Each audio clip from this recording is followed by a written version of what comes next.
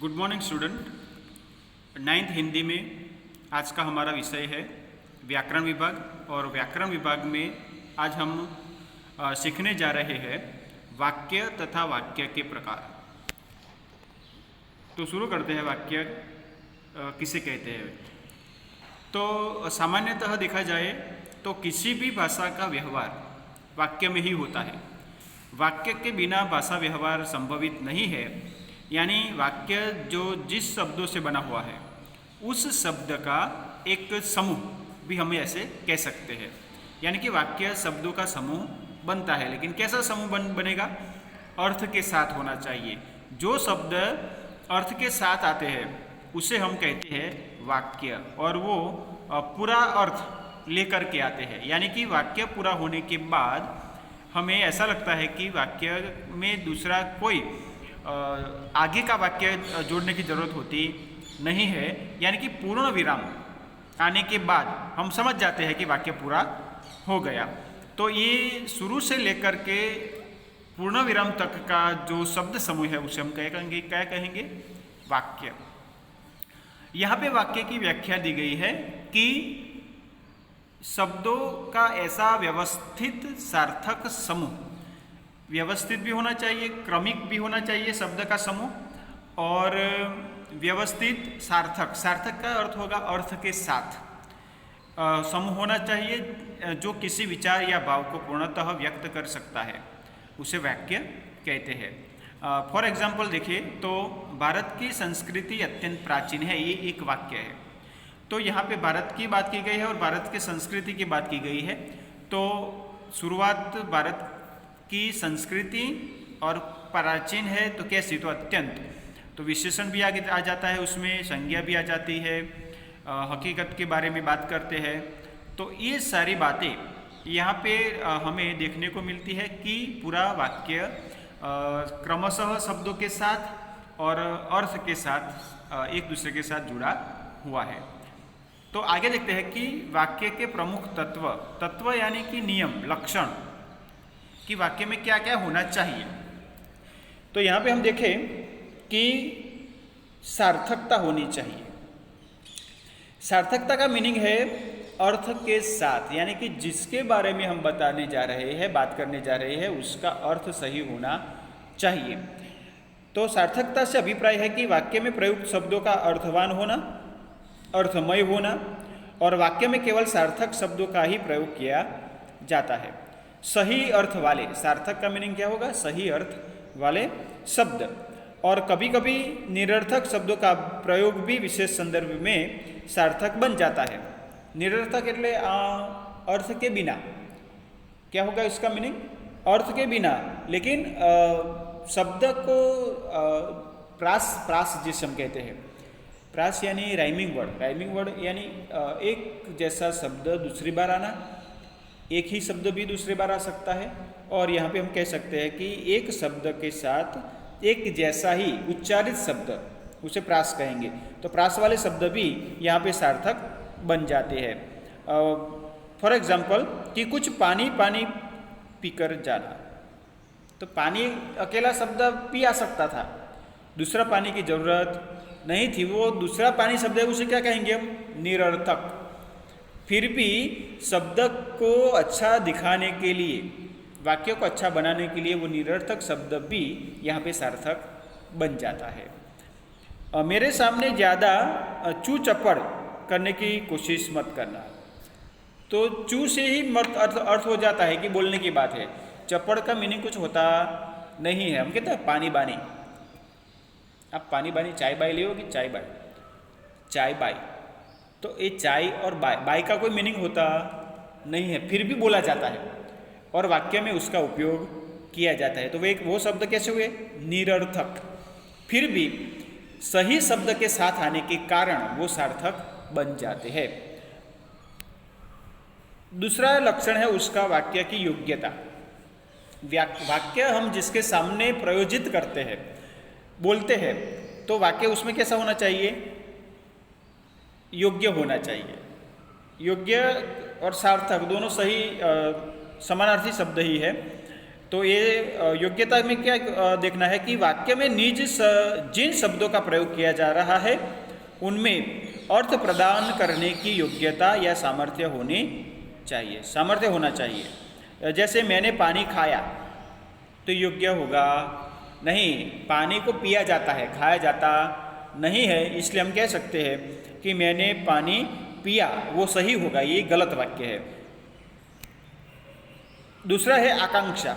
आकांक्षा यानी अपेक्षा रखना कि जो वाक्य कहा जाता है उसका कोई मीनिंग, परिणाम आना चाहिए। कैसे कि आकांक्षा से आशय है कि वाक्य अपने आप में पूरा होना चाहिए, अर्थात उसमें किसी शब्द की कमी। आकांक्षा कौन से रखते हैं हम? वाक्य सही अर्थ में पूरा होना चाहिए, ये पूरा होने की आकांक्षा रखते हैं, अपेक्षा रखते हैं। तो वो अपेक्षा है कि कमी के कारण, किसी शब्द की कमी के कारण अर्थ प्राप्ति की जिज्ञासा न बनी रहे। चाहता है, पढ़ना चाहता है, वह पढ़ना चाहता है। तो यहाँ पे क्या हुआ, शुरुआत कहाँ से हुई? चाहता है। तो हम कहते हैं कि चाहता है, तो उसका कोई अर्थ होगा नहीं, क्योंकि वाक्य पूरा हुआ नहीं है। उसे क्या होगा? प्रश्न होगा, क्या चाहता है। फिर आगे पढ़ना चाहता है, तो भी पूरा नहीं होता है, कौन पढ़ना चाहता है, ये भी प्रश्न हुआ। यानी कि वाक्य पूरा कब होता है? जब वाक्य के सामने कोई प्रश्न होता नहीं है, तब पूरा होता है। तो यहाँ पे बताया गया है कि वह पढ़ना चाहता है, तब वाक्य पूरा होता है। क्लियर? तो ये हुई आकांक्षा। निकट, निकटता। निकटता यानी सामीप्य।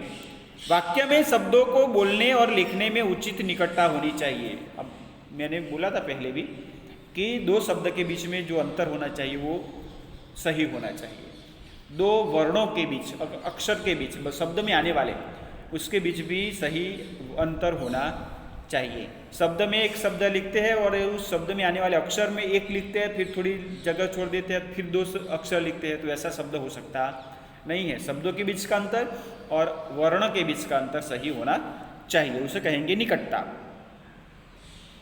तो यदि कहीं उचित विराम की आवश्यकता हो तो वहाँ विराम चिन्हों का प्रयोग अपेक्षित है।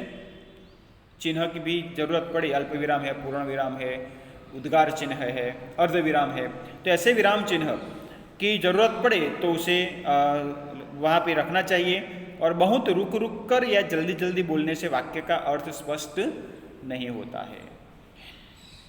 फिर आता है पदक्रम। पदक्रम यानी वाक्य में आने वाले शब्द, उसे पद कहते हैं, और उस पद का क्रम भी सही होना चाहिए। यानी कि वाक्य का क्रम क्या होता है? कर्ता पहले आता है, बाद में कर्म आता है, कर्म के बाद में क्रिया आती है, और क्रिया के बाद में अन्य शब्द आते हैं। तो ये वाक्य का सही क्रम है। तो यहाँ पे हमें देखने को मिलता है कि सही क्रम में वाक्य होना चाहिए। तो कैसे कि मैंने केवल एक पत्र लिखा है, और केवल पत्र एक है लिखा मैंने, नीचे दो वाक्य में। तो दो वाक्य का भेद हम समझ सकते हैं कि सही कौन सा है, गलत कौन सा है, हमें समझ में आ जाता है कि पहला वाक्य है वो सही है, दूसरा वाक्य गलत है, क्योंकि पद का सही क्रम यहाँ पे हुआ नहीं है, इसलिए वो दूसरा वाक्य गलत बन जाता है। केवल पत्र एक है मैंने लिखा, वो क्या होगा? ये वाक्य जो है वो गलत होगा और पहले वाला वाक्य सही होगा। उपर्युक्त दोनों वाक्यों में फिर आता है अन्वय। अन्वय यानी कि पद जो है उसका सही क्रम भी है और मेल भी है, संयोजन, यानी कि एक दूसरे शब्द के साथ का संबंध, उसे क्या कहेंगे? अन्वय। गुजराती में એને ગોઠવણી કહેવાય, ગોઠવવું, एक दूसरे के साथ सही अर्थ में आना, मेल होना। तो अन्वय का अर्थ है मेल। मेल यानी कॉम्बिनेशन, हम कहते हैं संयोजन। तो वाक्य में प्रयुक्त किए जाने वाले शब्दों में कर्ता, कर्म, वचन, कारक, क्रियापद आदि में उपयुक्त मेल होना चाहिए, यानी कि सही संयोजन होना चाहिए, अथवा अन्यथा वह वाक्य शुद्ध नहीं कहलाएगा। जैसे यहाँ पे लिखा हुआ है, हम खाना खाता हूँ, ये वाक्य है, हम खाना खाता हूँ, तो એવું આવે નહીં। કેવું આવશે? मैं खाना खाता हूँ, ऐसा आएगा। यहाँ पे हमें ये समझना है कि मैं खाना खाता हूँ या हम खाना खाते हैं। तो ये शब्दों के साथ संयोजन, यानी कि जो करता है उसी के प्रकार क्रियापद होना चाहिए और क्रियापद के अनुसार ही कर्ता होना चाहिए। तो यहाँ पे क्रिया का कर्ता से मेल और कर्ता का क्रिया से मेल होना चाहिए। आगे देखते हैं वाक्य के घटक, दूसरे पेज पर वाक्य के घटक। घटक यानी प्रकार। कौन कौन से फैक्टर है वाक्य के, कि जिन अवयवों को मिलाकर वाक्य की रचना होती है उन्हें वाक्य के घटक कहते हैं। और संरचना की दृष्टि से, संरचना यानी वाक्य का बंधारण, स्वरूप की दृष्टि से वाक्य के प्रधान रूप से ही दो ही घटक होते हैं। एक होता है उद्देश्य और दूसरा होता है विधेय। उद्देश्य और विधेय किसे कहेंगे हम, तो सरल भाषा में सब्जेक्ट और ऑब्जेक्ट, कर्ता और कर्म, उद्देश्य और विधेय। उद्देश्य कर्ता के स्वरूप में आएगा और विधेय आएगा कर्म के स्वरूप में। कर्ता यानी क्रिया करने वाला और कर्म यानी वो जो करता है वह। कर्ता का क्रिया कर्म। अब इन दोनों के बारे में कि उद्देश्य किसे कहेंगे, तो यहाँ पे बताया गया है कि वाक्य में जिसके बारे में कुछ कहा जाए वही उस वाक्य का उद्देश्य होता है, यानी कि मुख्य क्रिया करने वाला कौन, कर्ता, सब्जेक्ट हुआ। और इसके अंतर्गत कर्ता तथा कर्ता का विस्तार, ये सब उसमें आ जाता है। विधेय, विधेय किसे कहेंगे, उद्देश्य के बारे में जो कुछ कहा जाए, कर्ता के बारे में, उद्देश्य એટલે कर्ता એટલું याद रखो, बराबर। तो उद्देश्य के विधेय के बारे में, यानी कि उद्देश्य के बारे में जो कुछ कहा जाए वह विधेय है, यानी कि कर्ता के बारे में जो कहा जाए वो विधेय है। इसके अंतर्गत क्रिया, क्रिया विस्तार, कर्म और कर्म विस्तार आदि आ जाते हैं। तो यहाँ पे दो शब्द हमें प्राप्त हुए, उद्देश्य और विधेय। उद्देश्य यानी कर्ता, विधेय यानी कर्म और क्रिया। क्लियर। सचिन आपके स्कूल आ रहा है, तो सचिन होगा उद्देश्य और सब बाकी के शब्द आएंगे विधेय में। तो यहाँ पे बताया गया है कि सचिन, वो टेबल में दिया गया है कि विधेय कौन सा है, आ रहा है, स्कूल आपके, वो सब विधेय में आ जाते हैं। क्लियर। एक आता है कर्ता के विस्तार पे और दूसरा आता है कर्म के विस्तार पे। और आगे जाकर के देखते हैं कि वाक्य के प्रकार कौन से हैं। यहाँ पे प्रकार की बात की जाए तो प्रकार में वाक्य का विवेचन मुख्य रूप से दो स्तरों पर किया जाता है। कौन सा, एक अर्थ के अनुसार, दूसरा रचना के अनुसार। अर्थ यानी आंतरिक, वाक्य का आंतरिक स्वरूप, वाक्य का अंदर का अर्थ प्राप्त करना है वह। और बाह्य स्वरूप कौन सा, हमें जो दिखाई देता है वह, यानी कि रचना। दो हुआ, अर्थ के अनुसार आंतरिक, रचना के अनुसार यानी बाह्य। तो यहाँ पे अर्थ के अनुसार वाक्य का प्रकार देखें तो हमें प्राप्त होता है कि विधान वाक्य, एक निषेध वाक्य, और एक होता है प्रश्न वाक्य, चौथा होता है विस्मयादि वाक्य, इच्छावाचक वाक्य, संदेहवाचक वाक्य, संकेतवाचक वाक्य, आज्ञावाचक या विधिवाचक वाक्य। ये सारे वाक्य के अर्थ के अनुसार प्रकार है, यानी कि वाक्य का अर्थ कौन सा है, आंतरिक बाबत, ये वाक्य होते हैं। तो देखते हैं कि विधान वाक्य किसे कहेंगे। विधान वाक्य यानी कि पॉजिटिव, हकारात्मक, सकारात्मक, ये सब कह सकते हैं। जिस वाक्य में कार्य के होने का अथवा करने का सामान्य कथन हो, यानी कि है, वाक्य के अर्थ में लास्ट में क्या आएगा, सहायकारक क्रियापद है, नहीं वाला निषेधात्मक में जाएगा और है वाला हकारात्मक होगा। तो यहाँ पे विधान वाक्य देखते हैं कि प्रियोदा सेवाभावी, प्रियोदा सेवाभावी थी नहीं आवा, प्रियोदा सेवाभावी था, ऐसा होगा।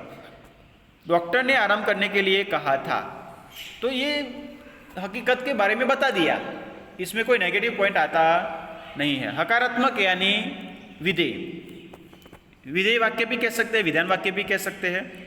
और निषेध वाक्य यानी नकारात्मक, मैं आज खाना नहीं खाऊंगा, खाऊंगा तो क्या होगा, विधेय विधान, नहीं खाऊंगा तो निषेध। क्लियर। आगे देखते हैं प्रश्नवाचक। हकीकत के बारे में प्रश्न पूछा जाता है।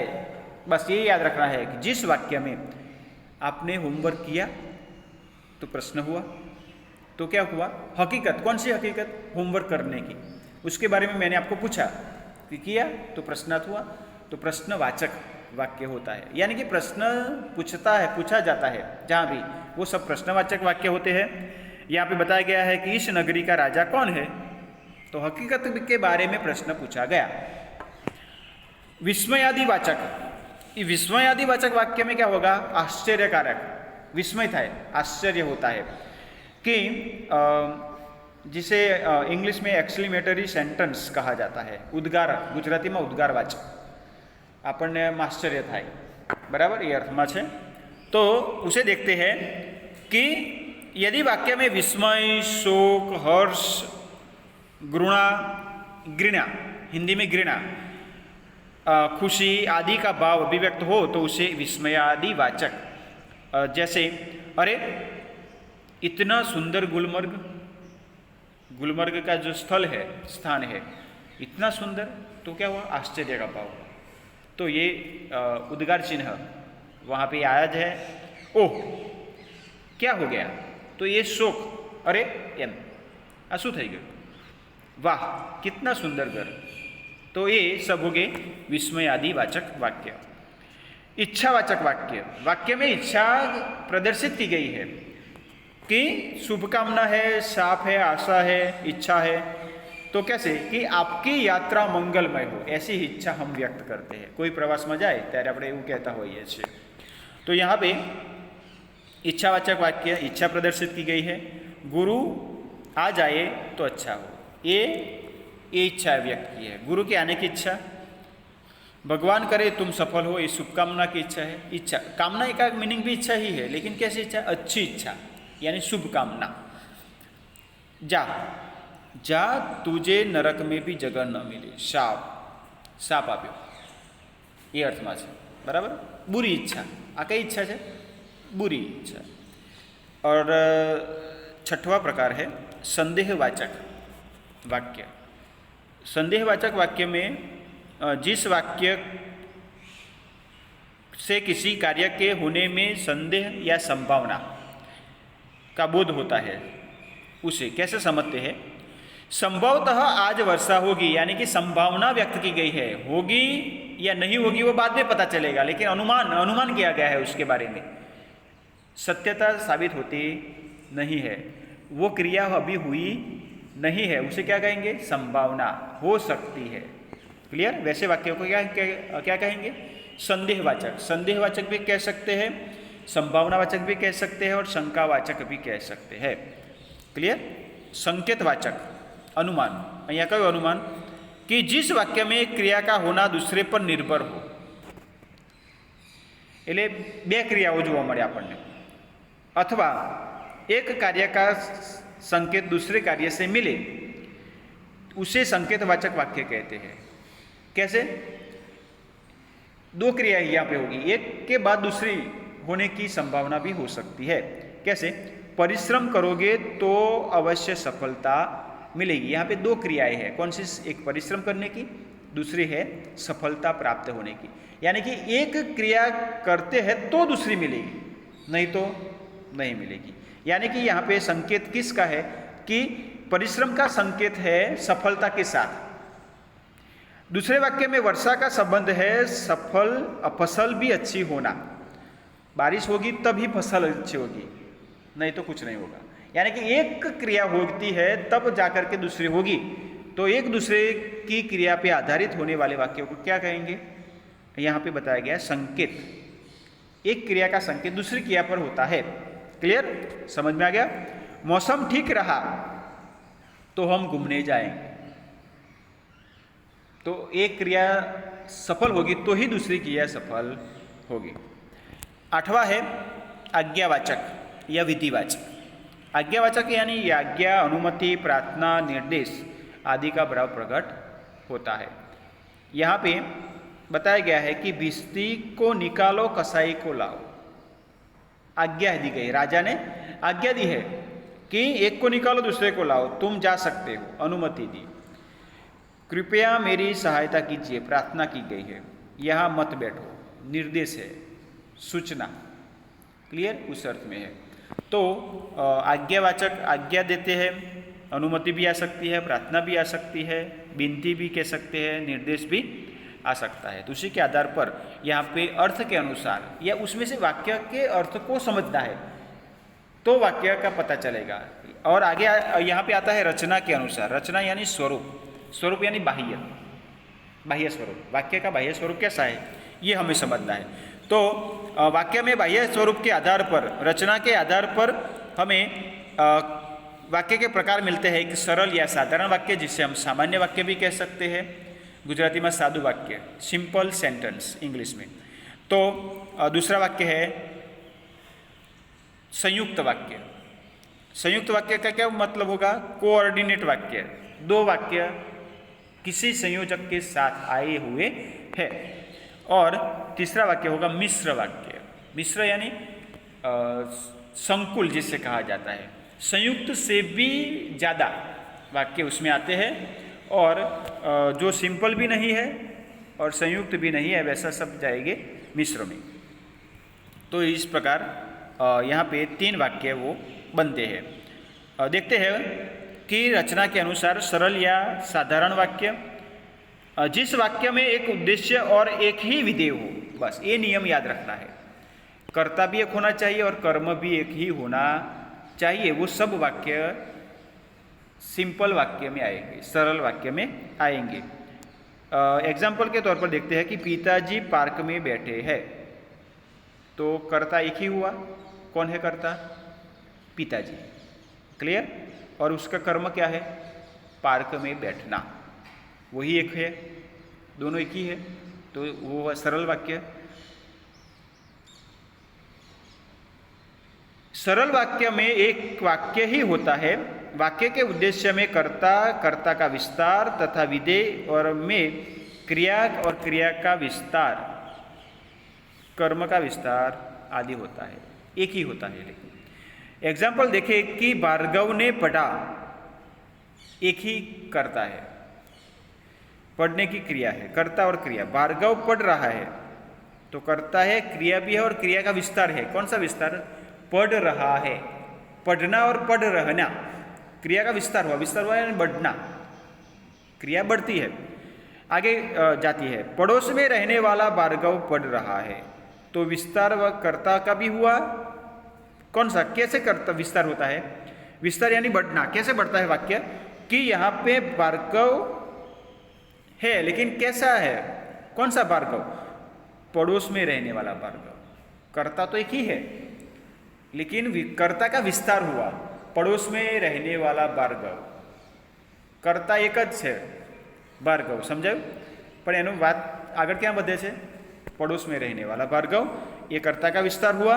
क्रिया का विस्तार कौन सा होता है? पढ़ना क्रिया है, विस्तार होता है पढ़ रहा है। क्लियर? भार्गव ने पुस्तक पढ़ी, तो कर्म यहाँ पे बढ़ा, पढ़ना, लेकिन क्या पढ़ना? पुस्तक, तो पुस्तक उसका क्या हुआ? कर्म। क्लियर? फिर आगे देखते हैं, भार्गव ने पिताजी को पुस्तक दी, तो कर्ता कर्म कर्म क्रिया, 2 कर्म आवे। क्यों? भार्गव ने पिताजी को, एक पिताजी दूसरा कर्म, तीसरा पहला कर्म, दूसरा कर्म पुस्तक देना।